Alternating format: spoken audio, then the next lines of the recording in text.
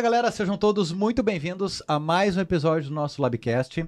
Hoje a gente está na nossa segunda edição, falando da experiência que a gente teve há uma semana atrás, falando do Salt Summit Brasil. E hoje a gente vai falar de inovação na educação com duas convidadas muito especiais. A gente está aqui com a Cristiane Perosa, diretora do Senac Gravataí, e Liana Marrosa, reitora do Unisenac Porto Alegre. Uma salva de palmas para nossas candidatas. Candidatas não, convidadas. Candidatas não, né? Cris. Obrigada. Obrigada, eu. Obrigado por ter topado o convite, participar desse momento especial para nós. Para nós é bacana e importante compartilhar esse momento também com vocês. Muito bom. Antes da gente começar, quem é a Cris? Quem é a Liana? Conta um pouquinho para nós aí. Que Quem pergunta é difícil, né? De frente com o Gelson, hein? né? Quem é a Liana e a Cris CPF? Muito bem, então, Gelson, a Cris, hoje não, nessa semana, assim, para mim é muito especial, porque eu vou fazer 15 anos de sistema, 15 anos no Senac, então estou muito feliz com isso. Então, comecei minha trajetória há 15 anos atrás no Senac e estou muito feliz por estar hoje à frente da escola do Senac de Gravataí. Então, essa é um pouco da Cris, a parte profissional, assim, dela, assim, uma carreira, né, de 15 anos dentro do sistema, estou muito feliz, mas uma pessoa muito curiosa, sou uma pessoa curiosa, mas muito comprometida, assim, com as coisas que a gente precisa entregar e principalmente apaixonada por educação. Já passou por onde, Cris? Senac? Eu sou oriunda lá do Senac de Erechim, e aí depois eu passei pela direção da escola no Senac Três Passos, Senac Santa Rosa, Senac Canoas e Senac Gravataí. Bacana, legal. Muito bom, seja muito bem-vinda. Obrigada. Bom. O que você quer saber sobre mim? Responderei tudo. Tudo. Como é que é? Verdade ou consequência? Verdade, Verdade. Porque a gente faz aquela da... Então, eu sou Liana Marrosa. A Cris está debutando e eu estou atingindo a maioridade no próximo mês, 18 anos de casa. Legal. Comecei como diretora do Senac de Lajeado. Depois fui diretora do Senac de Canoas, de São Leopoldo, concomitantemente a Canoas, e há 2 anos e 2 meses, reitora do Unisenac. Né? Estive aqui, aliás, na ocasião da instituição do Unisenac como centro universitário, quando eu assumi como reitora. Tenho 48 anos, sou mais velha que a Cris também, né, Cris? Olha só, tenho mais... A gente tá juntinha. Tá juntinha ali, né? Sou natural de Cruz Alta. Engraçado que eu estava comentando antes nos bastidores que eu estava falando com um familiar, né, lá em Cruz Alta. Eu desligo o telefone e o sotaque muda. Quando eu pego a 386, o sotaque já vem já assim na memória e já começo a falar o meus D, né, sotaque forte, né. Sou formada em comunicação social e jornalismo. Tenho as minhas especializações em marketing, em gestão do varejo, e meu mestrado em design estratégico, né. E trabalhei antes do Senac. Tive trabalho antes, não começou aqui. Eu iniciei minha jornada profissional na Unijuí, então trabalhei sempre na área de educação. E trabalhei no Sebrae, em Lajeado antes de ser diretora do Senac. É isso aí, mas CPF, Cris, sou casada, tu também é casada, né? Casada. Uhum. Há 12 anos. Há 10 anos também, 10 anos. pertinho, Tá muito próximo, pertinho. né? Tudo muito... Sou madrasta. Eu sou boadrasta. Muito bom. Tem a Lola e a Judite lá em casa, a comprada e a adotada, né? Que é a minha dupla dinâmica de pets, por aí. E adoro fazer coisas bem de família também. Gosto de receber, de me arriscar na cozinha, de estar com as pessoas, né? Então tem esse lado pessoal aí que a gente compartilha pouco, mas... Que é importante, né, Liana? Essa junção, assim. Porque é onde a gente consegue também resgatar um pouquinho da nossa essência, né? Claro. E comando aí duas potências que a gente tem dentro do sistema, né? Que é a Gravataí e a nossa universidade. Então, muito bom, prazer ter vocês aqui. Muito bacana. Eu fiquei pensando se o especial ele fala pra todos. Fala pra todas, né? Óbvio, né, Cris? Mas a gente se iludiu quando ele falou convidados especiais, que nós somos especiais mesmo. A gente se sente, acreditou. Claro, eu tô falando única e exclusivamente pra vocês. Não falo pra mais ninguém. Tá? Vocês já olharam os outros episódios? Claro. Tá bom, vamos lá. Tá bem. Meninas, falando de Salt Summit, que a gente teve semana passada. Né? Antes da gente entrar no tema inovação para a educação, que é o tema-chave de hoje, que vocês acharam do evento? O que chamou a atenção de vocês, assim, falando do evento como um todo? Não sei se foi a primeira participação de vocês, ou já participaram nos outros anos também. E a gente viu ali, né, claro que toda a questão da inovação, se falou muito na humanização, a gente conversou no episódio anterior até. Inteligência artificial, né? Diferente do ano passado, que era uma promessa muito grande que já estava aí, eu acho que está consolidado. O que mais chamou a atenção para você, assim, dentro do evento, assim? O que foi bacana, assim, da experiência? Para mim foi a primeira experiência. Eu participei no ano passado do Gramado Summit, que é uma experiência também bacana, mas um pouco diferente. O que me chamou muito a atenção foi realmente assim a conectividade das pessoas, a oportunidade de fazer. Se falou muito em parcerias, né, em parceiros, em conexão, em resiliência, né? Eu acho que foi uma palavra que era o tema, né? O mote, mas que foi realmente, a gente conseguiu perceber isso nas falas, nas palestras e nas trocas também. Então, acho que foi algo que mostrou superação, né? Então, ir além da tecnologia, ir além da inovação, mas falar um pouquinho sobre as conexões. Então, isso me chamou muito a atenção e a questão da resiliência mesmo, assim, da busca pela inovação, a inteligência artificial como central, assim, mas principalmente de que forma utilizar essa inteligência para que a gente pudesse fazer uma melhor conexão. Então, isso me chamou muito a atenção. Nós não combinamos, mas estamos muito alinhadas, né? Eu participei de todas as edições do South Summit, também do Gramado Summit. Em todas elas, a tecnologia sempre é a principal pauta aliada à inovação, né? Mas quando a gente... Agora já entrou no nosso calendário, né? Quando a gente pensa no South Summit, já vem logo uma expectativa de network, da temática da inovação, a própria questão da diversidade, porque a gente encontra pessoas de várias diferentes culturas, de diversos lugares, né? Mas esse ano, realmente, o clima de resiliência, ele chamou muito a atenção, né? Porque era impossível estar lá naquele local e não recordar de que há 11 meses atrás, aquele lugar todo estava debaixo d'água, né? Recordar a tragédia climática que a gente viveu e se impressionar, ficar impressionado não só com a capacidade das empresas, das instituições se reorganizarem, se reconstruírem, mas de promoverem um evento ainda melhor do que nos outros anos, né? E ainda... infelizmente, na segunda-feira que antecedeu o evento, houve um temporal, né, no estado, e 70% da estrutura foi das coberturas provisórias, né, que são construídas. As tendas, elas foram perdidas e foram em tempo recorde reconstruídas, né? Então, acho que o South Summit de 2025 é a concretização da palavra resiliência, né? Assim, a gente viveu isso, a gente olhou para isso concretamente, a concretização, né? Eu até, para a gente ter uma noção do que a gente está falando, esse ano vai ser o primeiro ano que o evento vai fazer algumas mensurações sobre o impacto do South Summit, né? Mas tem dados, assim, que até fiz uma cola aqui para a gente saber. Nós recebemos aqui 50 startups finalistas, né? De diferentes países. 40% dessas startups eram de outros países que não brasileiros, né? Nós recebemos em Porto Alegre 17 delegações internacionais de 3 diferentes continentes. Então, de 62 países diferentes. Isso é um dado que mostra a importância desse evento, né? Foram mais de 700 palestrantes. E esses palestrantes não só compartilharam conhecimento, como fecharam negócios, como jantaram nos restaurantes da cidade, como movimentaram a economia toda. Movimentaram a economia toda, né? Até lembrei que a gente teve uma situação de... Não sei se vocês lembram, a gente teve protestos, né? Em frente ao South Summit. Primeiro dia já, que é o contraste teve, do desafio que Porto Alegre vive, né? Mas eu acho que é importante a gente entender a importância dos dois movimentos, né? De trazer o que é básico para a cidade, para o estado, e também investir em inovação para acelerar esse desenvolvimento. É um evento que está cada vez se consolidando mais, né? É um evento que não volta mais, né? Eu não consigo imaginar Porto Alegre sem South Summit, né? South Summit sem Porto Alegre.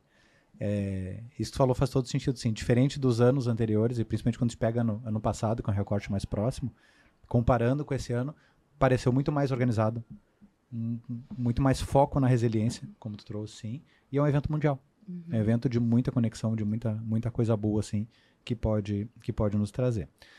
Quando a gente fala de inovação para educação, a gente passou pela pandemia, né? E a gente foi obrigado a inovar por muitas frentes, assim, que a gente assumiu na época da pandemia, né? A gente não teve muita opção. Ano passado a gente passou pelas cheias e a gente teve que se reinventar em alguns pontos, justamente para não parar, tentar não parar a questão da educação. E toda vez a gente inova, a gente faz coisas diferentes. O que chamou a atenção de vocês no evento quando se fala da temática educação colado com inovação? Vocês conseguiram observar esse movimento? Claro que o evento estava mais focado para resiliência, obviamente, né? Mas o que vocês conseguiram ver de movimento voltados para a educação, colando com a inovação? Vocês conseguiram perceber algum desses movimentos? Me chamou a atenção, depois eu passo a bola para a Liana, assim, mas o que me chamou a atenção foi que em diversos momentos e em diversas falas, a educação, ela sempre apareceu. A necessidade da aprendizagem contínua. Então, independente do setor que a gente estava falando, seja da indústria, da startup, do empreendedorismo, do intraempreendedorismo, sempre foi falado sobre a educação como algo importante, que foi falado muito das mudanças, né? A gente mudou muito, como tu contextualizou, né? A gente mudou muito e a tecnologia nos ajudou a mudar e a velocidade das mudanças, elas acontecem de uma forma muito rápida. Mas o que me chamou muito a atenção em relação à educação é a necessidade que a gente tem de entender o quanto a gente precisa ainda estar aprendendo, o quanto a gente precisa estar olhando das novas tecnologias, aprendendo sobre elas, mas também entendendo de que forma a educação chega até as pessoas através das formas de ensino mesmo, né? Que a gente mudou muitas formas de ensino para chegar em todas as pessoas que a gente precisava ao longo desse tempo, assim. Mas o que me chamou muito a atenção foi quando se falou das profissões, do futuro das profissões e do quanto se passa que a empregabilidade e a educação, elas estão muito próximas, assim. Se eu quero buscar algo diferente, eu preciso estar estudando, eu preciso estar trabalhando, eu preciso estar buscando, entendendo das tecnologias, da inteligência artificial, eu preciso estar entendendo disso.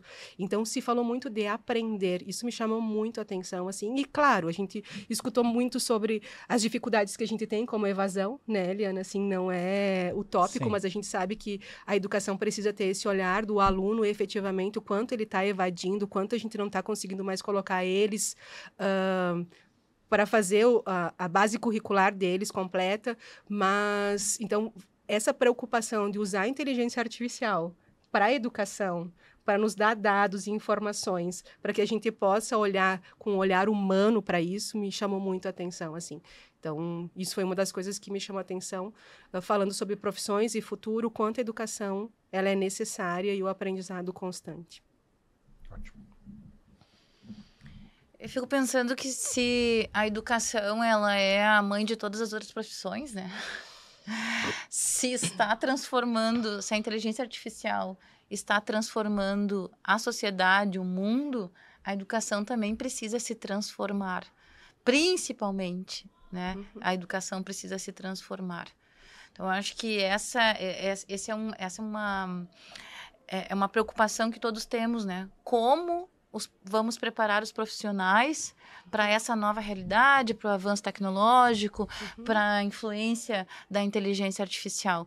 Esse é o nosso desafio, que vem para o Summit através de uma preocupação, de uma necessidade, e para nós que trabalhamos com educação, vem como uma missão. Uma missão de repensar. E aí,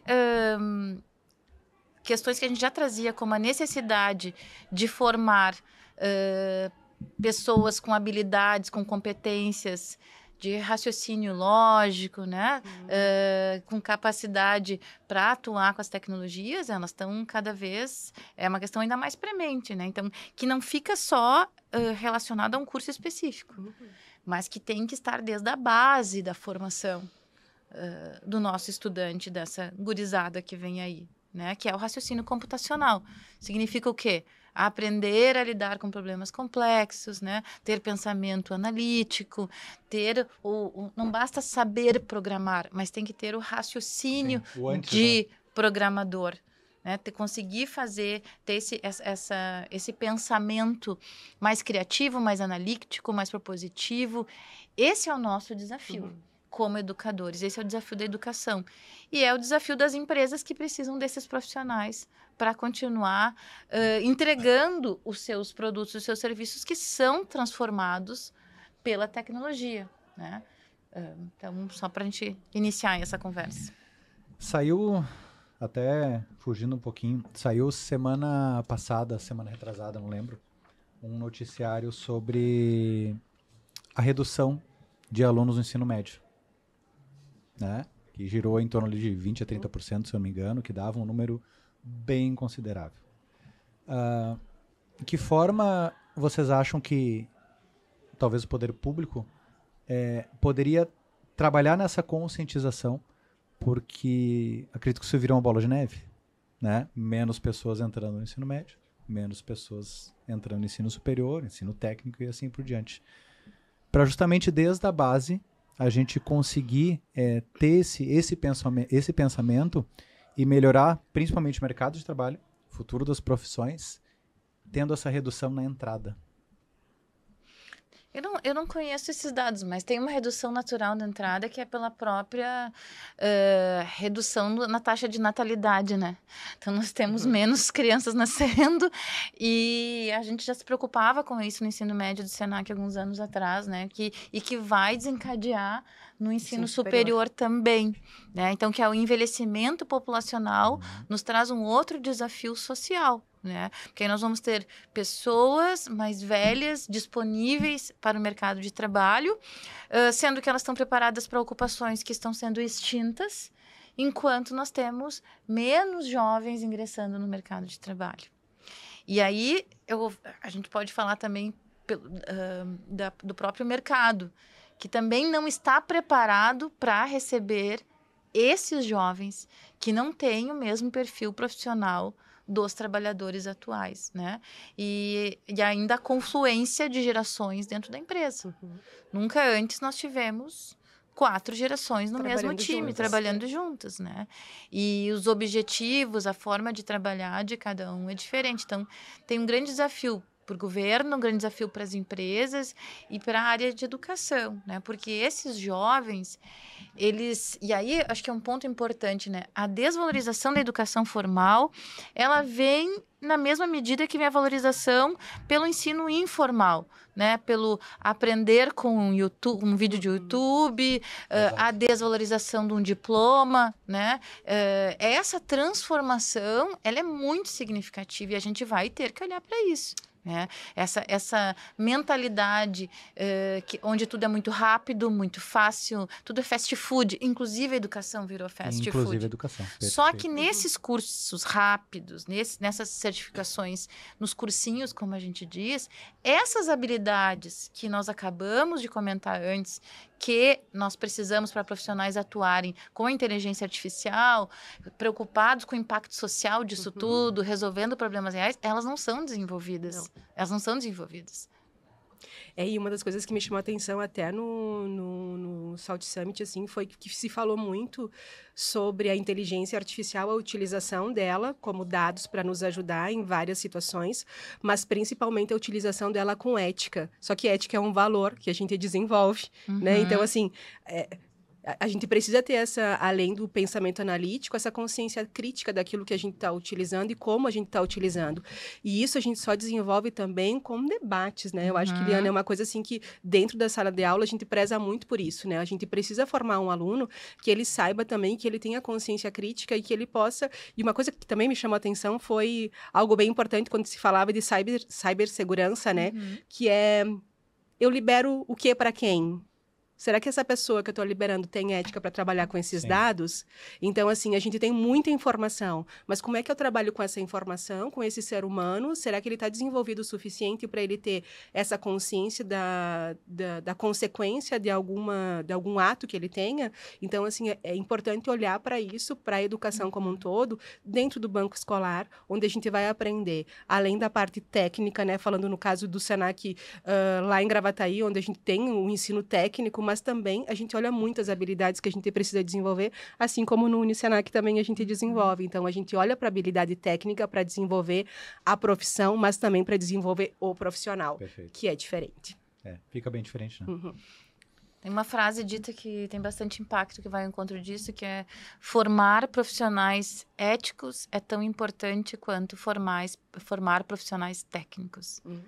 Né? Então, quanto mais há o avanço da tecnologia com disponibilidade, né, com liberdade de atuação, de comunicação, de criação, mais premente fica a responsabilidade técnica, e para isso as pessoas precisam entender qual é o impacto do que se faz, né?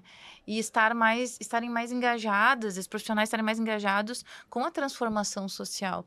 Acho que foi o diretor da Caixa que falou que os problemas do Brasil, eles são um motor, eles são um estímulo para a criatividade dos profissionais que atuam com tecnologia.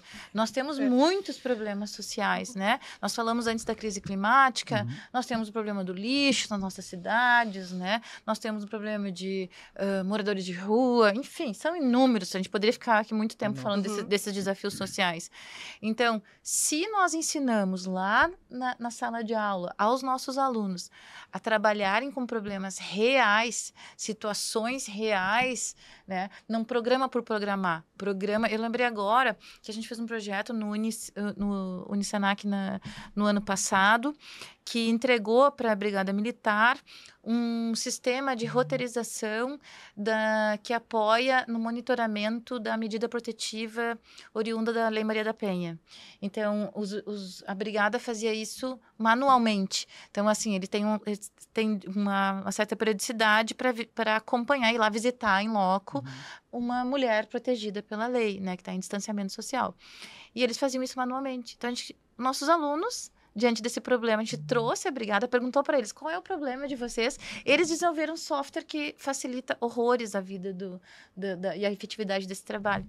É isso. Isso é na prática, formar profissionais responsáveis, formar pessoas críticas, analíticas e capazes de contribuir com a transformação social. E aí, com isso, a gente sai dessa discussão. A IA, está limitada ao ChatGPT, que faz todo mundo dar Ctrl+C, Ctrl+V lá. A gente sai da discussão do plágio e vai entender a IA como aliada para resolver problemas reais e sociais. Eu acho que essa é a questão. Muito bom, muito bom. E há um tema que com certeza está cada vez mais em pauta e não tem como voltar atrás, né? É uma coisa que não volta mais. Chamou a atenção de vocês alguma tendência voltada para a educação? Que vocês olharam assim, uau, isso daqui a pouco está por aqui. Tendência. Personalização, eu acho. A questão da experiência do usuário, que conecta com o que a gente falou antes, né, da necessidade da gente se transformar. A IA, ela traz esse benefício para os serviços, né, que é a capacidade de personalizar para ti, né?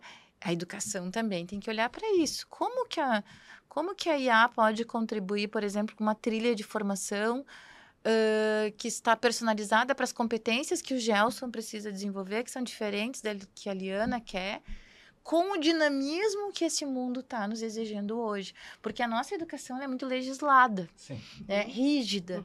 E aí, com isso, se torna muito burocrática. E a gente não consegue, muitas vezes, fazer essas entregas com a agilidade que o mercado precisa, que a sociedade precisa, e que tem a expectativa do nosso...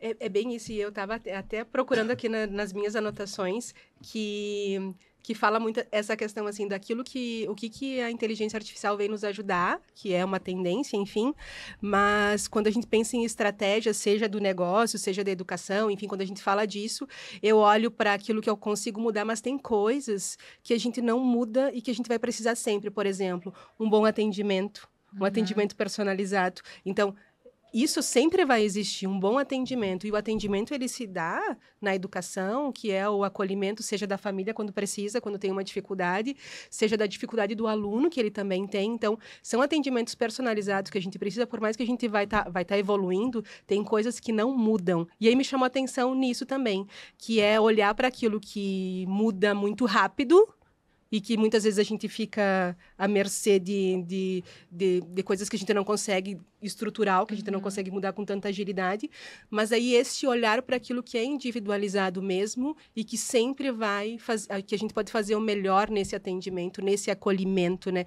Nesse entendimento das necessidades que se tem esse nosso aluno, assim. E aí eu acho que isso me chamou muito a atenção, não como uma tendência, mas são coisas que foram faladas, né?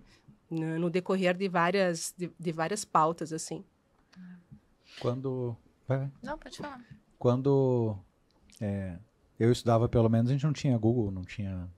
Né? Tinha que ir para a biblioteca, pesquisa, pega, escreve. Depois veio o Google, hoje a gente tem inteligência artificial. Vocês acham que em algum momento, e talvez está entrando na questão de plágio que tu falou, né? A inteligência artificial ela pode atrapalhar no aprendizado? Até que momento isso pode ser benéfico ou não? E como vocês avaliam isso? Né? Principalmente dentro das escolas hoje. As quais vocês são diretoras. Que passa por uma coisa que a gente acabou de falar, que é ética, né? E até pela velocidade que tu falou antes, né? Hoje com o IA, cara, eu faço um trabalho em 2 toques. Né? Claro, depende do nível de complexidade do trabalho. Né? Isso pode ser positivo, que me sobra tempo para estudar mais, mas eu acredito que talvez a grande maioria não seja esse fluxo. Eu acho que a gente não tem ideia ainda da onde nós chegaremos com a inteligência artificial. Difícil de mensurar, né? É bem difícil mensurar, inclusive pela velocidade, né? Então, o que a gente acredita que seja um limite hoje, amanhã já não é mais. Mas eu acho que a perda de sentido, a perda da humanidade pode ser um grande problema. Assim, a gente acreditar que a tecnologia, através da IA, possa fazer tudo o que a gente faz. E ela não pode, né? A IA não pode sentir. A IA não pode, ela não é provida de sentido, de sentimentos, de emoções. Isso é característico somente do ser humano. Tudo que ela faz é programado por um ser humano, né? Mas a sensibilidade, a humanidade, ela é uma característica intransferível do ser humano. E a gente precisa estar atento a isso. Não perder o nosso protagonismo, não cair numa acomodação, porque a gente não percebe como a tecnologia vai tomando conta do nosso dia a dia e como ela vai substituindo a nossa ação no dia a dia. Ela faz o nosso trabalho. Ela começou devagarinho, lá entrando, a gente achando o máximo a roteirização, falando em roteirização do Waze, né? Lá do Uber, né? Que vai aprendendo pelo próprio uso do aplicativo. Olha só que legal, agora já customiza para mim, agora o aplicativo pergunta, está indo para o trabalho, está indo para casa, né? Exato. E ela vai entrando assim, a gente não vai percebendo o impacto, como ela vai tirando a nossa ação no dia a dia. Então, eu acho que isso é um perigo mesmo, a gente perder a nossa humanização. E o medo que a gente tem, a gente vê aí até séries e filmes que nos assustam, né? O medo que a gente tem do poder que a inteligência artificial vai adquirindo na sociedade. A questão ética, como diz a Cris, ela é o fundamental. O benefício é tirar o ser humano de atividades manuais, repetitivas, que são quase modelo ainda lá do Charlie Chaplin, apertando parafuso, né? Para que a gente possa usar a nossa capacidade para algo mais realizador e mais satisfatório. Eu fiz uma visita, acho que há uns meses atrás, no início do ano, na Tramontina. E, num primeiro momento, dá um impacto, assim, né? Olhar aqueles salões com pouquíssimas pessoas e mais robôs fazendo trabalho, né? Mas depois a gente, falando com os gestores, a gente percebe também que faltam pessoas para esse trabalho repetitivo. E essa nova geração não quer isso. Essa nova geração, tinha até uma palestra específica sobre os nômades digitais, falando sobre esse novo comportamento, que é a geração que quer propósito no trabalho, que quer qualidade de vida, que quer o equilíbrio emocional, né? Que busca tudo isso, não combina com esse trabalho do robô. Porém, se essas pessoas não tiverem acesso à educação de qualidade, para desenvolver essas habilidades que a gente vem falando aqui desde o começo da gravação, que é o raciocínio computacional, a capacidade de resolver problemas complexos que tu não resolve num cursinho de 20 horas, a gente vai ter um grande problema social de desemprego maior do que é hoje. Porque esses postos de trabalho não vão mais existir. Aliás, nós continuamos formando pessoas para profissões que a gente ainda não sabe quais serão, né? Então, o mais importante para mim hoje é a gente resgatar lá o Peter Senge, que é aprender a aprender. Então, a gente vai ter que ensinar as pessoas a aprender continuamente. Uma coisa que me chamou a atenção foi também, falando de IA, tu vai ser o piloto ou o passageiro? Sim. Entende? Então, isso me chamou muito a atenção também, né? Porque é simples, né? Eu vou pilotar a IA ou eu vou ser só passageiro nela?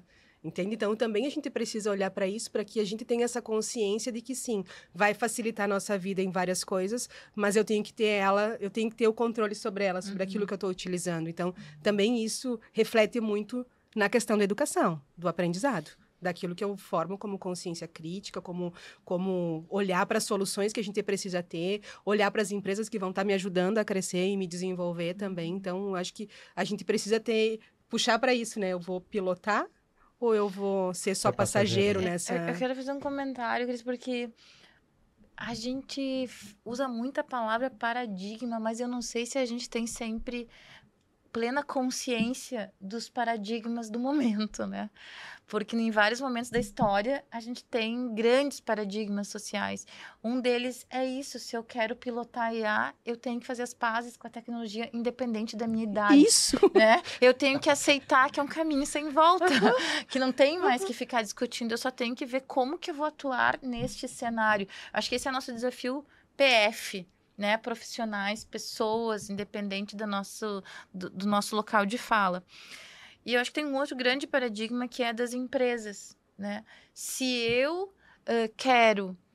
acho importante a eficiência de processos e de pessoas, eu preciso entender o que essas pessoas que estão chegando, que foram forjadas, que são nativos digitais, né? O que para elas se torna expectativa e necessidade para que eu possa retê-las, para que eu possa atraí-las. Elas estão escolhendo aonde trabalhar. Agora, os postos de trabalho também são transformados, como a gente já falou, em vários aspectos. Mas não só no aspecto de que se extingue algumas ocupações e se abrem outras, mas também no formato do trabalho. O que a gente falou antes do nômade digital. É o colaborador que une as férias ao trabalho, né? O tempo, ele quer ter liberdade, ele quer trabalhar por entrega, ele não quer mais ser um cumpridor de horário. Então, as empresas que ainda atuam com esse rigor, que não abrem espaços para os profissionais criarem, porque a gente está dizendo, vocês têm que ser críticos, vocês têm que ser analíticos, vocês têm que ser propositivos, têm que inovar, têm que ser criativos. E as pessoas acreditam nisso, né? E aí chega lá na prática, elas são colocadas no cumprir a jornada, nas caixinhas. Então, eu acho que é uma transformação em rede, né? Gelson e Cris, todo o ecossistema tem que olhar para isso e trabalhar junto. E tu acha que essa influência e esse trabalhar na caixinha pode ser muito pela questão, talvez, do empresário, do gestor ter uma mentalidade talvez um pouco mais antiga, talvez? Acredito que sim, porque apesar de ter um grupo percentual importante, acho que acredito que são mais de 30% de gestores jovens, CEOs até, né, na faixa de 30 anos, a grande maioria ainda é a geração X, né? É a nossa geração. E nós somos da era da produtividade, né? Aonde... Esses dias eu ainda brincava com a minha equipe, gente, banco de horas não é valor, né?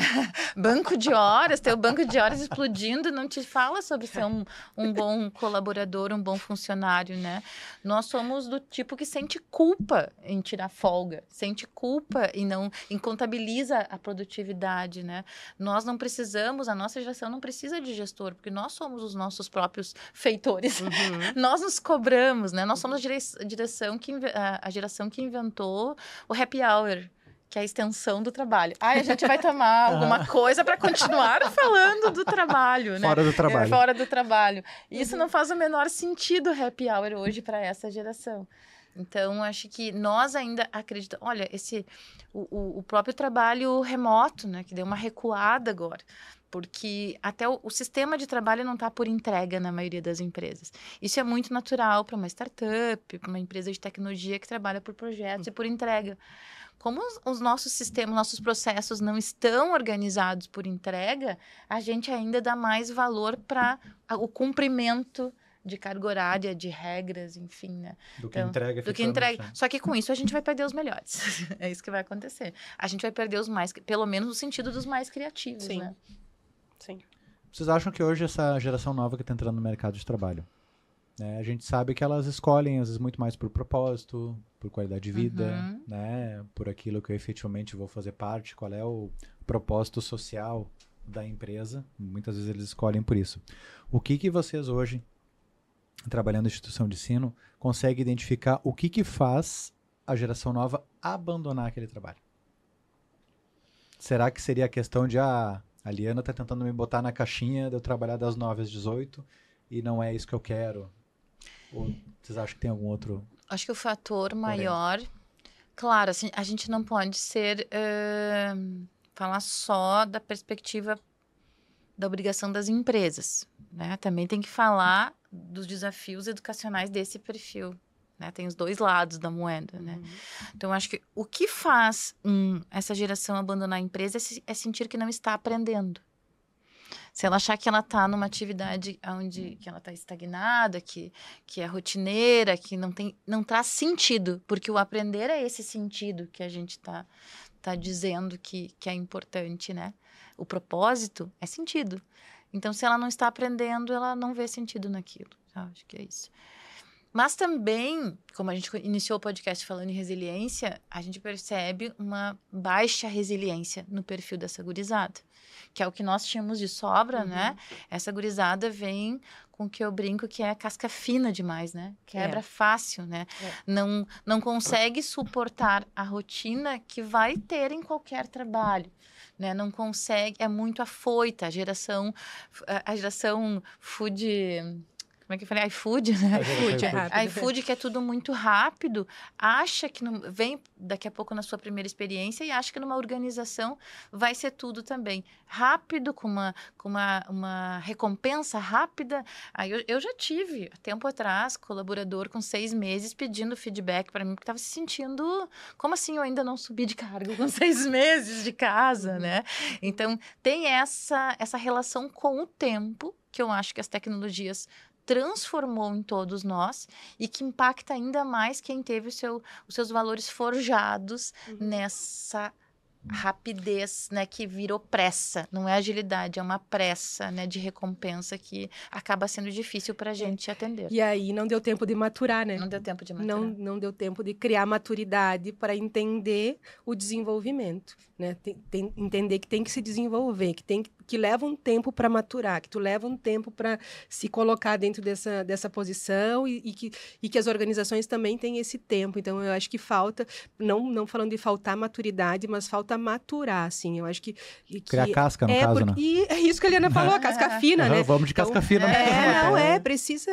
Precisa ter esse momento, assim, bom, eu preciso entender que eu tenho que me desenvolver. Para que eu possa me desenvolver, eu tenho que estar aberto a escutar aonde eu preciso me desenvolver, porque muitas vezes a gente entende que, bom, eu estudei, eu fiz um cursinho rápido e eu sei que eu tenho que desenvolver isso, mas às vezes eu preciso entender que eu preciso dar um passo para trás para poder me desenvolver um pouco melhor em relação a trabalho em equipe, em relação a entender um feedback que muitas vezes ele é positivo porque ele quer o teu desenvolvimento, mas que muitas vezes eu não tô aí, e aí resiliência, né? E aí eu não tô aí para receber isso. Então, muitas vezes, essa rapidez, essa agilidade que se quer não vem ao mesmo tempo, não tá diretamente proporcional à maturidade que se tem dentro desse processo de de buscar aquilo como desafio, como não basta só ser criativo. Eu preciso entender dessa minha criatividade como é que eu ajudo a empresa a alavancar. E aí não um olhar individualista. Eu quero crescer, a empresa, eu preciso crescer junto com a empresa.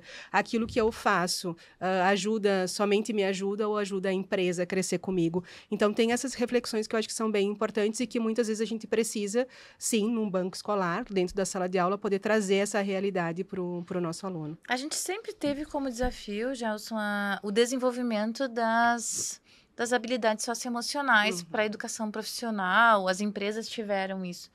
Mas a gente, quando falava em desenvolver as soft skills, né, essas competências, a gente falava em proatividade. Né? Agora a gente fala em capacidade de relacionamento, de se comunicar, né? Que era o que a gente desenvolvia na rua lá, jogando taco, né? Como é que é? Sei lá, jogando vôlei. Eu jogava vôlei. Nossa, eu jogava taco, adorava jogar taco. Que a gente desenvolvia convivendo em família.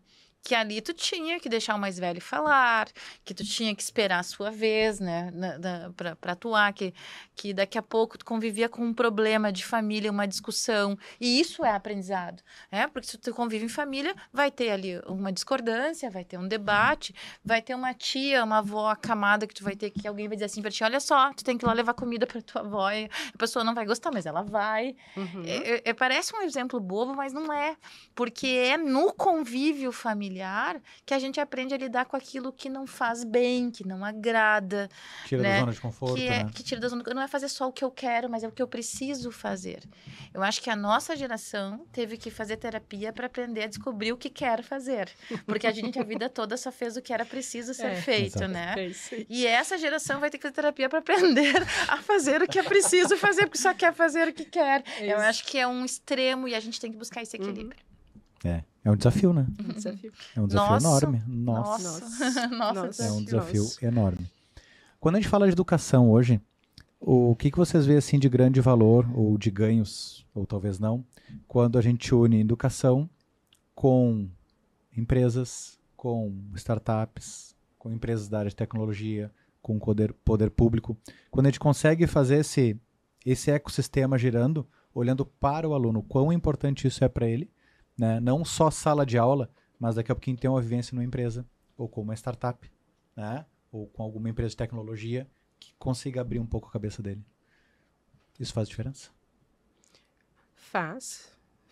Faz muita diferença, sim, porque para esse aluno olhar para um ecossistema onde a gente vê várias partes, né? São várias partes dentro desse ecossistema. A gente precisa inserir ele nesse ecossistema. E eu acho que está existindo uma aproximação, daí a Liana acho que pode falar um pouco melhor também, da academia com a empresa, porque antes a academia formava aquilo que a gente achava que deveria formar. Hoje a gente olha para um ecossistema que ele vai além só de um PJ, né? Ele vai para olhar para um PJ público, privado, então ele vai olhar o ecossistema como um todo, vai ver que muitas soluções elas estão nas startups, que é um pouco mais rápido, que a agilidade de resolução de problema é mais rápida do que uma estrutura mais robusta. Não tem medo de errar. É isso, que tem essa possibilidade, que a gente pode, porque sim, dá para fazer. Então, eu acho que tem isso, assim, da gente olhar para todas essas partes e colocar o aluno nesse meio, assim, né? Olhar a educação para esse meio, onde ele vai estar inserido num ecossistema que hoje a gente já é mais aberto, né? Olha a grandiosidade desse, como tu falou, né, Liana? Olha a possibilidade que se teve de ter tantas pessoas dentro de um Salt Summit falando sobre isso, de vários lugares, e aí a nossa oportunidade, quanto gestoras também, de mostrar essa possibilidade para o nosso aluno, de dizer para ele, isso acontece aqui, tu está inserido. E aí eu acho que isso que é legal também da gente dizer, existe possibilidade, mas a gente precisa desenvolver algumas coisas. Então, eu acho que dentro desse ecossistema que a gente vive, dentro das partes que a gente tem, faz com que a gente consiga conectar melhor o nosso aluno e aproximar a academia da realidade que a gente tem, independente do modelo de trabalho, seja ele qual for, mas aproximar. Eu acho que isso gera uma conexão muito maior. Pelo menos eu entendo isso, né, Eu acho que a Liana? Cris já falou tudo. Eu vou aproveitar que ela já falou tudo e vou dar um exemplo. Eu vou dar um exemplo disso, né? Vou dar 2 exemplos. Um exemplo é que nós trabalhamos, não só a Unisenac, outras unidades também, com hackathons, né? Que é uma metodologia que traz as problemáticas da sociedade. O nosso último hackathon foi com o shopping Praia de Belas. Então, eles trouxeram a problemática de como tornar os shoppings atrativos diante do e-commerce, dessa facilidade, justamente, que a tecnologia traz um benefício e um problema sempre junto, né? Ela traz, vamos dizer assim, um desafio, né? Que é o digital, né? Que se diz de aliar o físico ao digital. E os nossos alunos em times multidisciplinares, que eu acho que é uma forma também interna da educação se transformar, colocar as pessoas de diferentes áreas trabalharem juntas, se desafiaram a criar projetos e ideias para apoiar a vida real, né? E esse grupo conheceu também os nossos alunos e como eles atuam e como eles podem até quebrar essa ideia de que a geração neném, a geração mimimi, esses estigmas que se criam. Exatamente. E ver assim, olha, essa geração traz soluções criativas que nós não conseguimos prover, né? Então, acho que isso é um resultado prático e as ideias foram maravilhosas, incríveis, proveitosas e viáveis, né? E essa experiência faz com que os nossos alunos possam acreditar. Eu sou capaz de atuar neste mundo complexo em transformação. Outro exemplo, e agora vai meu merchan, né? Não posso deixar. Isso aí. Tem que ter, né? Tem que ter. Toda a nossa, que é da transformação dos nossos métodos, toda a nossa pós-graduação, ela foi reconfigurada para a metodologia de projetos. Então, nós temos 4 títulos diferentes, que são reflexo de uma pesquisa sobre o que mais é demandado pelo mundo do trabalho, em relação a competências e a vagas. E eles trabalham, para além das disciplinas, é claro, uma carga horária bem significativa em projetos inovadores, em grupos intercursos, não interdisciplinar. Todos os cursos trabalham juntos. E durante esse 1 ano e meio de pós-graduação, eles vão evoluindo. Tu conheces esse projeto, né? Nessa entrega, e o nosso objetivo é que dali saiam startups ou saiam soluções que possam ser implementadas para grandes empresas. Então, isso é o resultado de uma boa integração. Né? A gente transforma as pessoas. Todos os atores aí envolvidos. Uma transformação. Acho que isso é importante quando a gente traz justamente esse ponto que tu trouxe. Eu participei do hackathon lá no Praia de Belas. Estou exagerando? Nem um pouquinho. Ai, que bom. Acho que fica muito claro assim quando a gente leva problemas reais e tenta achar a solução. E acho que trazer solução assim dentro de casa facilita muito, né? Pra gente tocar esse ponto, tá? Muito bem, vamos lá. Voltando àquilo que tu falou sobre profissões do futuro. Que tu comentaste, né? Que a gente tenta preparar os jovens para profissões que talvez nem existam. Como hoje a gente consegue ter esse feeling de preparação para profissões que ainda não existem? A gente consegue ter alguma mensuração? O que a gente sabe é que todas vão exigir o raciocínio computacional. Então, acho que quando a gente... Independente da profissão. Independente da profissão. Tudo vai ter algo de tecnologia envolvida, né? Vamos pensar lá na primeira era. Na primeira era não, mas na era da agricultura. Hoje, para te trabalhar com máquinas agrícolas, tu tem que saber pilotar altas tecnologias. Inclusive, fiquei sabendo que será aberto um local específico de treinamento de tecnologia na área agrícola por essa necessidade. Não pelo Senac, ok, né? Mas para ver como estará incutido em todas as áreas. Então, pensar, educar para o raciocínio, né, computacional. Ou seja, raciocínio analítico, capacidade de fragmentar problemas e construir soluções criativas, né? Fazer um planejamento com um olhar mais sistêmico e ter responsabilidade com o impacto que isso vai ser gerado, e para isso precisa ter uma visão mais ampla de sociedade, né? Então, acho que isso é preparar para o mundo do trabalho que vai acontecer, né? A outra questão é não ter a mentalidade fixa, de achar assim, olha, eu aprendi, agora eu sei. Não, o aprender é contínuo. É aprender a aprender. Como eu aprendo? Eu aprendo lendo, eu aprendo ouvindo, eu aprendo assistindo, eu aprendo vivenciando tudo isso um pouco. Em que locais eu consigo desenvolver a capacidade de lidar com tantas informações. Tu falava, no meu tempo era na biblioteca. Hoje, mais de 90% das informações estão na internet, estão disponíveis no Google. Mas o que eu faço com tanta informação, né? E lidar com isso também com inteligência emocional, para a gente não entrar em desespero. De entrar na paranoia de que a gente tem que saber de tudo que está acontecendo. E o tempo todo. E o tempo todo, porque isso nos adoece. Então, acho que um desafio também, um outro desafio, além das habilidades com tecnologia, além do aprendizado contínuo, é a inteligência emocional. No sentido de aprender a nos cuidar, a cuidar das nossas emoções, a cultivar hábitos que nos ajudem a ter uma vida emocionalmente saudável. Porque esse mundo com tanta informação, com tanta comparação pelas redes sociais, com tantas incertezas pela crise climática, eu ainda brincava todo dia, não sei o que me assusta mais, se é a crise climática ou a inteligência artificial, que são dois cenários aí que a gente não sabe o que vem. Eu acho que o aprender a se cuidar emocionalmente é uma grande habilidade para se preparar para o mercado de trabalho. E saber que não é mais como antes. Olha, eu vou ser advogado. Nem sabe o que vai ser e também podemos mudar. Hoje é essa profissão, amanhã é outra. A gente tem que ir se encontrando nessa transformação. E isso é o normal. Não é fracasso mudar de profissão. Né? E o abraçar a mudança, né? Assim, uma das coisas que também me chamou a atenção foi isso. Assim, a gente precisa abraçar a mudança, saber que o futuro ele não é certo, mas nunca foi certo, né? Quando a gente sempre pensa em futuro, a gente tem, claro, variáveis diferentes, mas ele nunca foi certo, um futuro certo.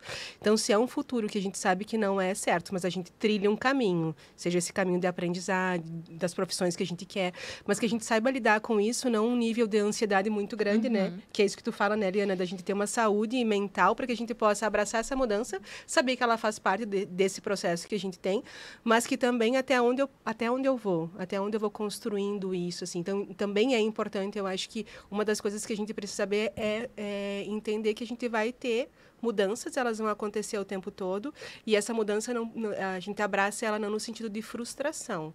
Eu tenho que mudar de novo? Sim. A gente vai mudar de novo, daí a gente fala de resiliência, de novo, né? Porque é isso, a gente tem a mudança, a gente vai ser resiliente para a gente também estar mudando, para a gente poder estar inserido nesse mundo diferente que a gente tem, diferenciado, né? Nem diferente, mas diferenciado. Diferenciado, né? Acho que o Salto Summit ele trouxe muita questão da inovação, de inteligência artificial, de tecnologia, mas também ele trouxe muita questão da humanização, que a gente vem falando agora, tentando mesclar, né, uma coisa e outra. E acho que isso aí é... Eu tenho a impressão, às vezes, falando até de rede social, que existe uma migração das pessoas parando um pouco de usar. Isso que tu trouxe, Liana, sobre a comparação. Né? A gente vê muito, né? Eu tenho um carro assim, mas a Liana tem um carro assado, eu quero ter um carro que nem ela. Não, mas a Cris tem um carro melhor ainda, eu quero ter um carro que nem a Cris, porque ela conseguiu, a gente trabalha na mesma empresa, tem o mesmo carro. E eu acho que esse nível de comparação ele pode ser muito ruim para as pessoas, pela questão da ansiedade, do grau de pressa, não é nem velocidade, né? De pressa que as coisas estão, justamente para conseguir conquistar. Esse dia eu conversava com um time ali, e aí tem aquela pergunta clichê de RH, né? O que tu espera daqui a 5 anos? Né? E eu me fiz essa pergunta, eu disse, não sei. Realmente não sei. Né? Onde tu quer estar daqui a 5 anos? Não sei. Né? Talvez um ano eu consiga responder, mas 5 anos é muito tempo, mas também passa rápido. Né? E acho que tentar equilibrar a questão humanizada com tecnologia e inteligência artificial, acho que é um grande desafio que a gente enfrenta, né? Não só na questão profissional, mas na questão da educação também. E aí se fala muito em inovar na educação, que a gente precisa cada vez mais inovar. E o que vocês acham assim, que os profissionais de educação precisam ter cuidado ao inovar? Onde é que eu posso... O que vocês acham assim, que eu posso cometer de erro ao tentar inovar demais na educação? Será que eu posso fugir, talvez, ou não corro esse risco? Eu fiquei com tanta vontade de falar algo sobre a frase, sobre a tua introdução no assunto. Então, vamos lá, bora. Depois a gente volta para essa. É que tem uma relação, pode parecer que não, né? Dessa questão do mundo das aparências, da comparação com a inovação. Qual é a relação, e não é à toa, né, que o Salto Summit tenta o resgate, a humanização, e eu acho que muitos eventos importantes que a gente frequenta tem a tecnologia, mas sempre tem a pauta das pessoas, pra né? humano, né? Porque a gente precisa, olha o que a gente está falando, que a gente precisa resgatar o que é essencial do ser humano. Parece quase um paradoxo, resgatar a minha humanidade, mas eu deixei de ser humano. Talvez eu tenha deixado de pensar como um ser humano. Eu tenha começado a achar que, bom, nas redes sociais, as paisagens das pessoas são perfeitas, então eu também tenho que ser perfeita. E aí, nessa nossa necessidade que é inerente ao ser humano de buscar a socialização, a não ficar de fora dos grupos, a buscar o pertencimento, aí como que se o Gelson faz o feriado de Páscoa num lugar lindo, maravilhoso, eu vou passar em casa tomando chimarrão, por mais que tudo que eu precise nesse momento seja descansar, né? E aí ela influencia naquilo que é individual. O ser humano, a gente tem que pensar no coletivo, mas nós somos indivíduos. Eu gosto muito de uma frase que eu escutei num filme aleatório, que dizia: nós nascemos e morremos sozinhos, mas até nisso nós estamos juntos. É algo incomum. Então, nós somos indivíduos. Nós somos bilhões de pessoas e não tem uma combinação. Todos temos 2 olhos, a maioria de nós, 2 olhos, um nariz, uma boca, a maioria absoluta. E nenhum de nós é igual. E isso é a essência do ser humano, a diferença. Mas por essa necessidade de pertencimento, a gente vai para um extremo e que foi potencializado pelas redes sociais, de querermos ser igual ao outro. E aí a gente usa filtro na nossa foto para mascarar o que nós somos. E nós nos tornamos algo que a gente nem sabe quem é. Tem Instagram que a gente olha, se tu olhar 5 fotos e comparar, nem parece a mesma pessoa. Quem é esse indivíduo? Né? Então, eu acho que ela é tóxica porque ela se preocupa muito com o julgamento social. E a criatividade, a gente nasce criativo. A gente vai perdendo a nossa capacidade criativa ao longo da vida com o medo do julgamento do outro, né? Sobre eu estar fazendo certo ou errado. Por que uma criança é tão espontânea e nos encanta com isso, né? Porque ela não está preocupada com o julgamento social. O que o outro vai pensar de mim? O que o outro vai pensar de mim? Tá E a gente, ao amadurecer, né? Ao crescer, vamos dizer assim, porque isso eu acho que é uma imaturidade, a gente se pauta muito pelo pensamento. E isso inibe a nossa criatividade, a nossa capacidade inovativa, portanto, né? Então, acho que tem a ver, acho que influencia, a educação tem que se preocupar com isso e se preocupar em despertar em trabalhar para esse resgate do equilíbrio, do senso do indivíduo como alguém especial nesse mundo e o seu papel e não mais um número, mais um algoritmo. E eu acho que quando tu terminou a tua pergunta, o que me veio na cabeça foi aquilo que a Liana falou bem, que é essência. O que a gente precisa é olhar para a nossa essência, assim, sabe? É olhar para isso, que a gente é um ser humano só, é um indivíduo, com as diferenças, mas essas diferenças potencializam. Por isso que a gente tem que trabalhar cada vez mais de forma interdisciplinar, por isso que a gente precisa olhar para o outro, conviver com o outro, mas eu não perder a minha essência por conta disso, sabe? Por conta de achar que o outro sabe mais. Não. Temos talentos diferentes, né? E isso vai fazer com que a gente some, sabe? Eu acho que o diferente faz a gente somar. E a gente está olhando muito para o diferente, distanciando, em vez de diminuindo, em vez de somar. Eu acho que isso é bem importante e a gente só vai conseguir isso olhando para a nossa essência como ser humano, sabe? Como valorização do próprio ser humano por ser diferente. E a saída para os nossos problemas sociais é uma saída que precisa ser coletiva. Mas não vai ser individual, né? Mas essa saída coletiva, ela é construída por indivíduos que conseguem reconhecer o seu próprio potencial que está na sua essência, né? Pessoas precisam de pessoas, né? Acho que esse é o ponto. Né? Gente precisa gostar de gente, né? E às vezes a gente começa, eu não gosto desse por causa disso, eu não gosto desse por causa de... Não vou gostar de todo mundo com a mesma intensidade, né? Porque todo mundo tem que ser igual, Cris, como é que a gente vai aceitar as diferenças? Aí que tá, né? E aí a gente tem que ter cuidado nisso para não achar que eu sou a última bolachinha do mundo, que eu sou perfeito também, né? Exatamente. E aí a gente fala em diversidade e inclusão, e eu acho que o papel da educação, em primeiro lugar, é mostrar que a primeira diversidade a ser aceita é de personalidade, de comportamento. Nós somos seres diversos. Então, se a gente começa a admitir isso, admirar e aceitar, a gente começa a trabalhar mais pelo coletivo, mas... Desculpa, Liana, eu só olhei aqui nas minhas anotações porque eu também pensei, o Pinger falou uma coisa bem importante, assim, que ele falou que precisamos de amor e de afeto, porque somos máquinas humanas, né? Então, eu acho que isso também, né, a gente não pode esquecer dessa essência do amor, do afeto, porque não somos máquinas humanas, né? E no final, Gelson, todas as pesquisas sobre o que traz felicidade para o ser humano na vida pessoal, no ambiente de trabalho, que traz propósito, acaba em relacionamentos, né? Então, acho que a gente tem que olhar inovação, educação para relacionamento, que é o que vai nos fazer feliz. Assim, tem um exemplo, tem estudos do bem-estar que mostram, da psicologia positiva, enfim, que mostram quais são os indícios de que você está passando por um momento de felicidade. E um dos indícios sabe quando tu tá lá na viagem? Aquela que você vai pra Gramado, né, Cris? Tá lá em Gramado, e aí tu pensa, ai, que lindo que tá, linda tá essa apresentação, como eu queria que a minha mãe estivesse aqui comigo. Esse sentimento de que a felicidade só tem sentido quando ela é compartilhada com quem a gente gosta, é uma prova científica de que pra gente a nossa vida só tem sentido através das relações. Então é isso. Acho que a tecnologia tem que ser um meio e não tudo, né? A gente tem que estudar no mesclar isso aí. Muito bom. Estão prontas agora para um... Não. Também não. Também não. Tem uma pergunta que eu vou saber responder, eu acho. Vamos ver. É como mudei as perguntas. Ai.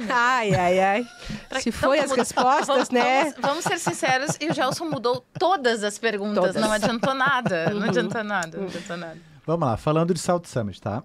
Vou perguntar para as duas. Uma palestra que marcou vocês.